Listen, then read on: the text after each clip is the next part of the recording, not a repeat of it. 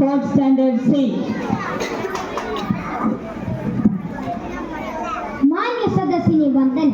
ബഹുമാനപ്പെട്ട അധ്യാപകരെ, രക്ഷിതാക്കളെ, എൻ്റെ പ്രിയ കൂട്ടുകാരെ, എല്ലാവർക്കും സ്വാതന്ത്ര്യദിന ആശംസകൾ. സ്വാതന്ത്ര്യം തന്നെ ജീവിതം, സ്വാതന്ത്ര്യം തന്നെ അമൃതം. പാരതന്ത്ര്യം മാനികൾക്ക്, മൃതിയേക്കാൾ ഭയാനകം. ഈ വരികൾ പറഞ്ഞുകൊണ്ട് ഞാൻ എൻ്റെ വാക്കുകൾ തുടങ്ങട്ടെ.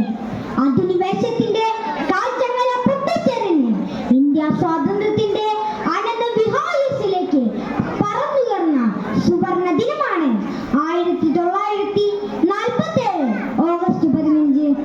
ഇന്ത്യ ചരിത്രത്തിലെ വർണ്ണലിപികളാൽ എഴുതപ്പെട്ട ദിനം. അന്നാണ് നാം ബ്രിട്ടീഷ് ഭരണത്തിൽ നിന്ന് സ്വാതന്ത്ര്യത്തിന്റെ പൊൻപുലരിയിലേക്ക് മേൽ തുറന്നത്. സൂര്യൻ അസ്തമിക്കാത്ത ബ്രിട്ടീഷ് സാമ്രാജ്യത്തോട് പോരിടാൻ ഗാന്ധിജി സ്വീകരിച്ചത് അഹിംസയുടെ പാതയായിരുന്നു.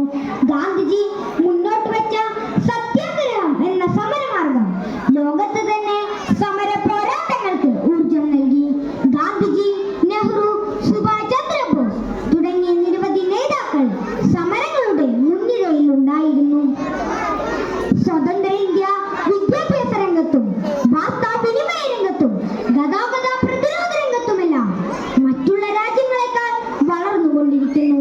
എന്നിരുന്നാലും ഇന്ത്യൻ ദേശീയതയ്ക്കും ജനാധിപത്യത്തിനും ജനജീവിതത്തിനും ചെറുതല്ലാത്ത മുറിവുകൾ ഏറ്റുകൊണ്ടിരിക്കുന്നു.